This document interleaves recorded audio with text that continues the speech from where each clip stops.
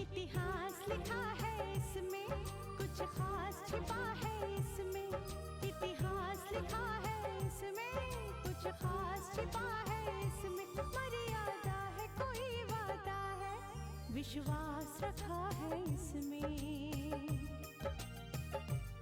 सात फेरों से मिला ये तो उपहार है, मेरा श्रृंगार है, मेरा श्रृंगार है, मेरा श्रृंगार है, मेरा श्रृंगार है।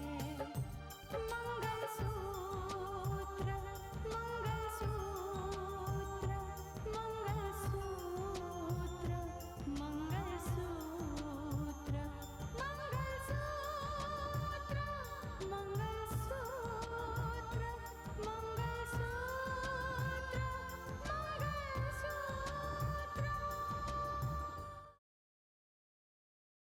दीदी और जीजू के रिश्ता टूटने का सदमा मां बर्दाश्त नहीं कर सकी। ये कलाई उस इंसान की है जो राकेश का हम शक्ल है, विपिन। लेकिन इससे पहले हमें ये जानना है कि ये राकेश है कौन और ये किसका मोहरा है। अब इस घर से कुछ और हाथ नहीं आने वाला। अगर मैं यहाँ रहा ना तो मुझे एक ही चीज मिलेगी और वो होगी जेल। और उससे पहले इस शहर में मेरी तलाश शुरू हो, मैं यहाँ से निकल जाऊंगा।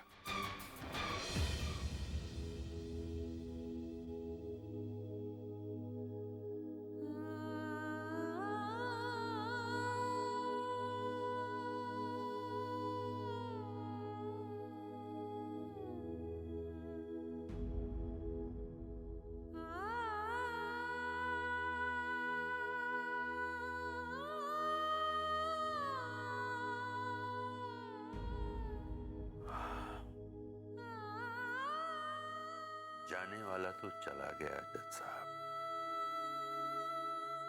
मैं जानता हूं कितना बड़ा गम है ये आपके लिए, पर ये भी एक सच्चाई है जज साहब, बहुत कड़वी सच्चाई के इस दुनिया को छोड़कर जाने वाला फिर कभी वापस नहीं आता। हाँ शिवराम जी, जाने वाला तो चला जाता है,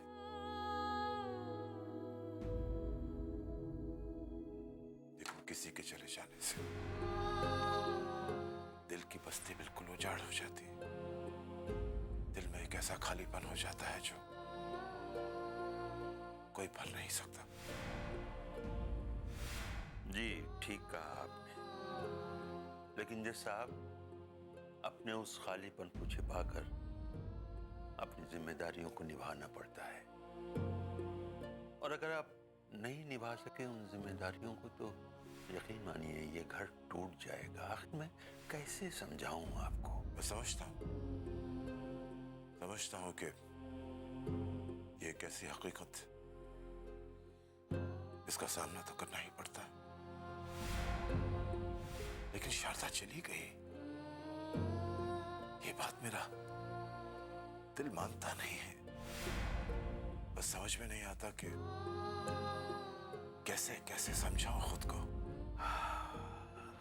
मैं जानता हूं जज साहब, बहुत बहुत बड़ा दुख है ये आपके लिए, और उसे ना भूल पाने की एक वजह ये भी है जज साहब के शायद अपने बच्चों पर आपकी नजर नहीं पड़ी। क्या रिधिका की हालत आपने नहीं देखी? क्या आपको नहीं लगता कि उसे नए सिरे से संभालने की जरूरत है? कोई तो नहीं है उसको संभालने वाला। जैसा आप उसके बारे में आपको सोचना चाहिए कि आखिर रितिका की देखभाल कौन करेगा। अरे बेटा, कैसी है रितिका बिटिया? अंकल जी वो तो ना कुछ खाती है ना पीती है, उसे तो किसी बात का होश नहीं। पता नहीं उसे क्या हो गया है। अगर उसे जल्द से जल्द संभाला नहीं गया तो। सुना आपने जज साहब, अपने आप को इस गम से बाहर निकालिए।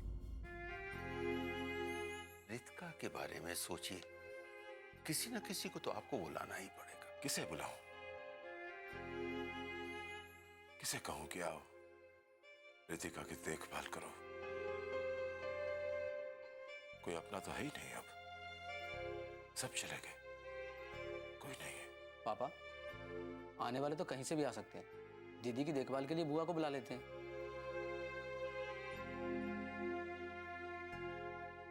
कावेरी, मेरी बहन, मेरे दिल का टुकड़ा थी एक दिन। छोटी सी बात हुई, नाराज होकर छोड़कर चली गई मुझे, अमेरिका चली गई। कैसे कहूं उससे, मैंने उसे अपने से दूर कभी नहीं किया। जरा सी बात को लेकर इतनी छोटी सी दरार पड़ी और आज वो दरार एक खाई बन गई, इसे ना मैं पार कर पाया ना वो। हाँ, ये उसकी गलती तो है जज साहब, लेकिन क्या आपने कभी उसे याद किया? कभी आपने फोन किया? नहीं, बात कर कर मैं क्या क्या कहता उससे। जो इस घर के साथ हुआ है, शारदा चली गई, ये बात सूर्या को भी तो मालूम, और सूर्या भी वही है उसके पास।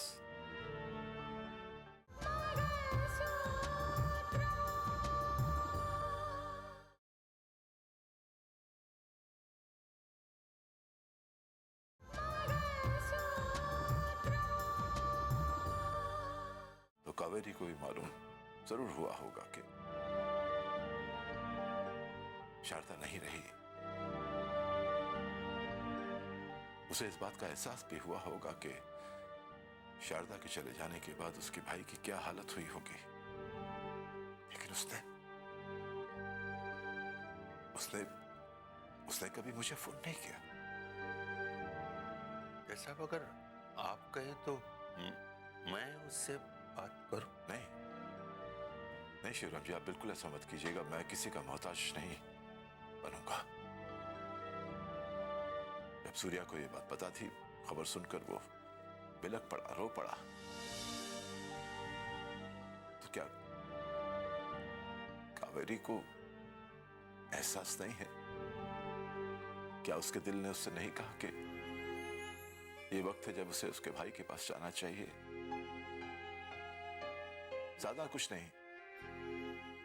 नहीं, सिर्फ एक सहारा बनने के लिए उसे अपने भाई के पास जाना चाहिए।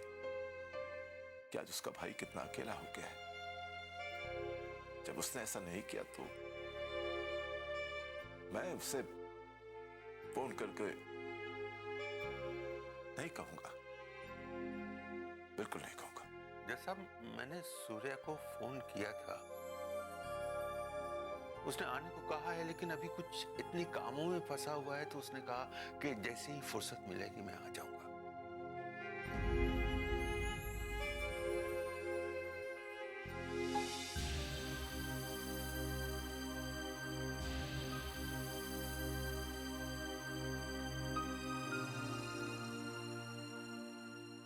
इस हादसे के बारे में जानने के बाद भी अगर मैं वहां नहीं गई तो खून के रिश्तों की कोई मायने ही नहीं रह जाएगी।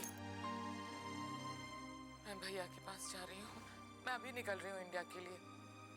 सूर्या, तुम्हारे जीजा जी काम में बिजी हैं, वो जैसे ही फ्री होंगे आ जाएंगे। एक बात बताओ, तुम कब वापस आ रहे हो? जल्दी आना। अच्छा सूर्या, रखती हूँ, बाय।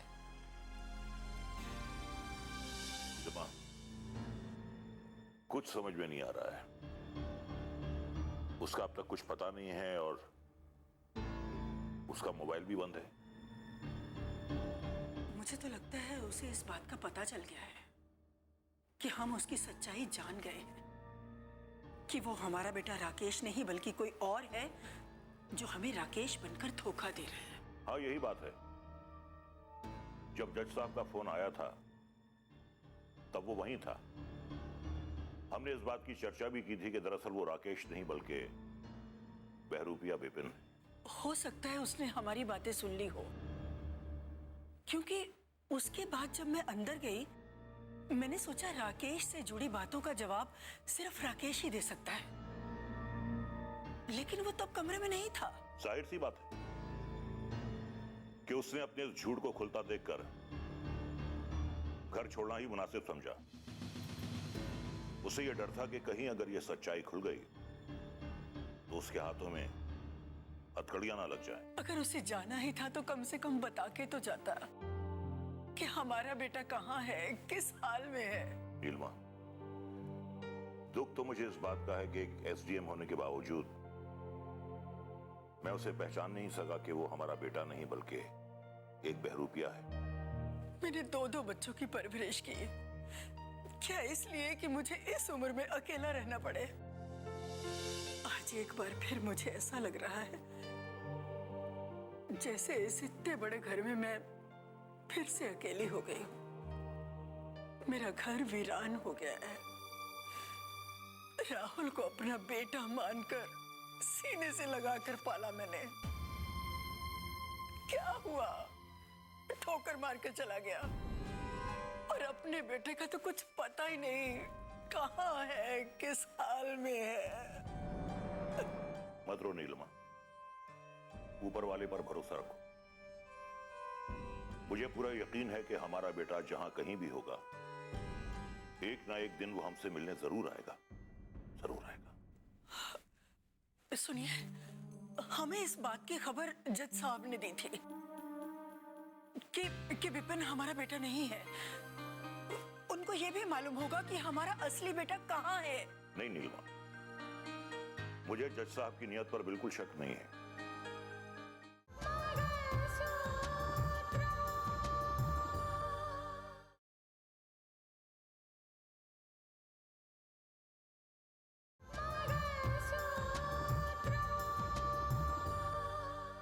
अगर उन्हें पता होता तो वो हमें जरूर बताते और हमारे बेटे को लेकर हमारे घर आते। आपकी बात सही है, लेकिन एक बार आप जज साहब से बात तो करके देखिए। नीलिमा, इस माहौल में बात करना मैं समझता हूं कि बिल्कुल ठीक नहीं होगा। प्रीतिका की मां के गुजर जाने के बाद उस घर में तो मातम का माहौल होगा। अब इन हालात में उस बारे में बात करना उचित नहीं होगा। पापा, अगर हम कुछ नहीं कर सकते तो कम से कम एक साइकाट्रिस्ट को तो दिखा ही सकते हैं। आखिर दीदी इस हालत में कब तक वो पड़ी रहेगी? मैंने तुम्हें मना तो नहीं किया ना। पापा, आपकी इस नफरत का मतलब क्या है? जब दिव्या ने आपको कोई सच्चाई बतानी चाहिए तब तो आपने सुनी नहीं। किस सच्चाई की बात कर रहे हो तुम? मैं पूछता हूं किस सच्चाई की बात कर रहे हो? उस सच्चाई की जिसे सुनने के बाद शारदा ये दुनिया छोड़कर चली गई। उस सच्चाई की बात कर रहे हो जिसकी वजह से इस घर की खुशियां हमेशा हमेशा के लिए रूठ गई।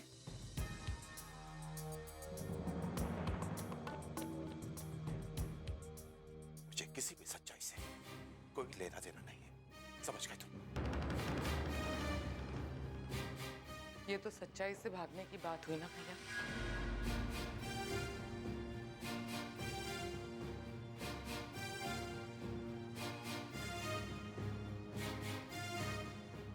बुआ जी आप? कावेरी, तुम? हाँ भैया, आप जीते मैं हारी। घर में इतना बड़ा हादसा हो गया और किसी ने भी मुझे बताने की जरूरत नहीं समझी। एक छोटी सी बात के लिए आपने मुझे इतना पराया बना दिया। नहीं नहीं नहीं कावेरी, ये ऐसी बात नहीं है। अगर ऐसा नहीं होता भैया तो क्या आप मुझे एक फोन नहीं कर सकते? खैर भैया, आपने तो सारे रिश्ते भुला दिए हैं, लेकिन मैं ऐसा नहीं कर सकती। शादी के बाद एक औरत अपने मायके से दूर तो हो जाती है, लेकिन मायके के साथ उसका रिश्ता कभी नहीं टूट सकता। जिस घर में वो पैदा हुई है, जिस घर में पली बड़ी है, उस घर से रिश्ता कैसे टूट सकता है भैया? हाँ कावेरी, ऐसा हुआ है।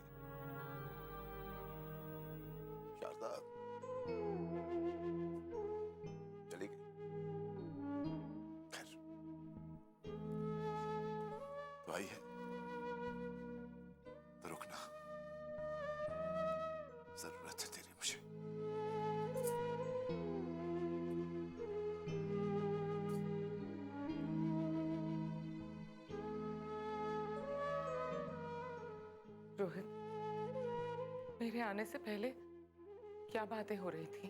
बुआ, माँ तो चली गई, लेकिन दीदी की हालत बहुत खराब है।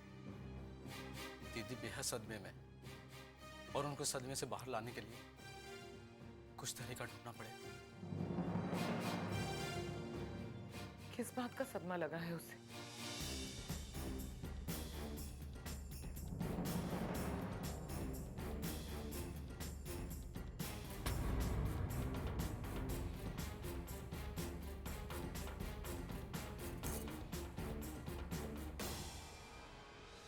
मुझे लगता है कि रितिका को जिस बात का सदमा लगा है, उसे उस सदमे से निकालने के लिए हमें उससे भी बड़ा सदमा देना होगा। मैं तुम्हें बताती हूँ क्या करना है।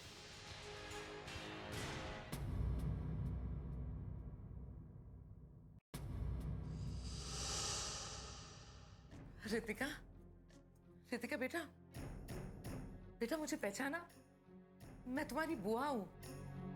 रितिका, रितिका, अरे तुम्हें सुनाई दे रहा है ना मैं क्या कह रही हूँ? रितिका, तुम्हारा कोई दोष नहीं है। हाँ, देखो ना, सबको सच्चाई पता चल गई है। अरे भैया को भी सच्चाई का पता चल गया है। वो गए हैं ना मानस को लेने, बस वो मानस को लाते ही होंगे।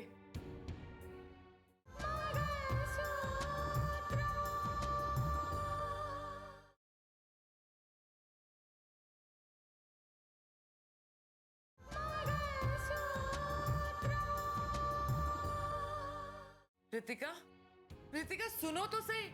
रितिका, तुम्हारा मानस बस आता ही होगा। हाँ बुआ, वो पापा मानस जीजू घर पे गए थे। जानती हूँ, मैंने ही भैया को मजबूर किया था। पता नहीं वहाँ क्या हुआ और क्या नहीं हुआ। पापा ने मानस जीजू को गोली मार दी। क्या? हाँ,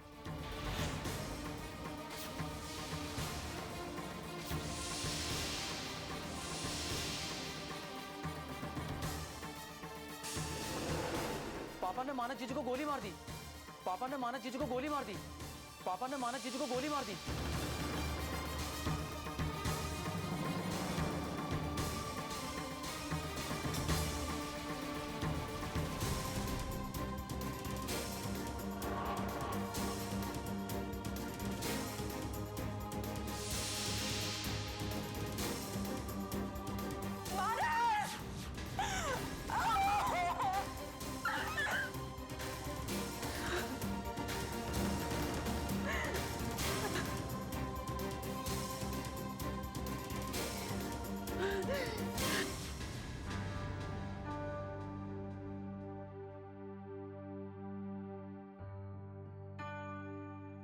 भैया, इतने दिनों में एक बार भी रितिका के कमरे में जाके आपने उसे देखा है?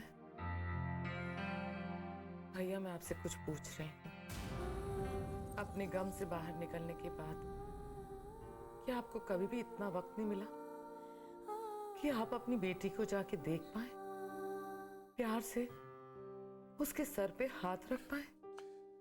कैसे रखता उसके सर पे हाथ कावेरी, और क्यों रखता जब मुझे ये बात मालूम थी कि शारदा की मौत के जिम्मेदार वो है? कैसे रखता? लेकिन भैया, अब तो आपको सच्चाई का पता चल चुका है ना? कावेरी, सच्चाई तो अब सामने आई है ना। उस वक्त तो मैं यही समझता था कि शारदा की मौत की जिम्मेदार रितिका है।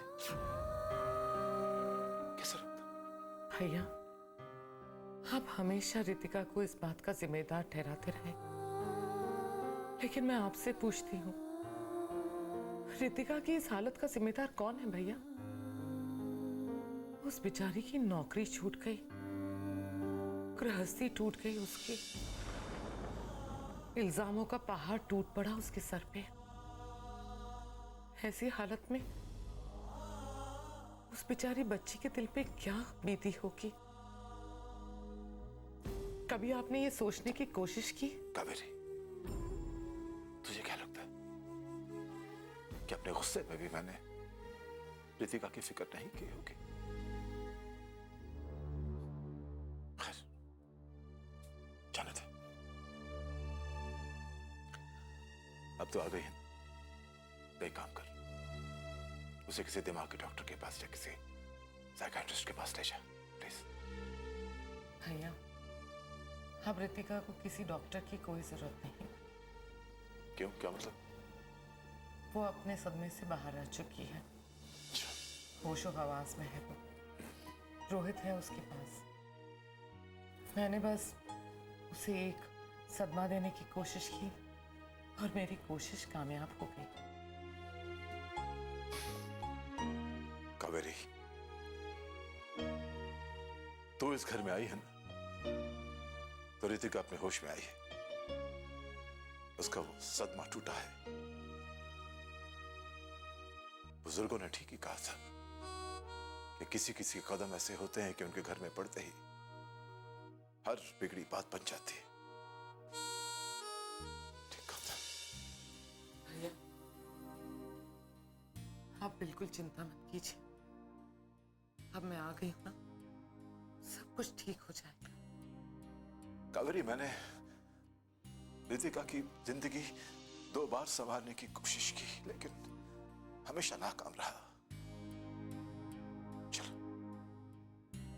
उम्मीद करते हैं कि इस बार सब ठीक हो जाएगा।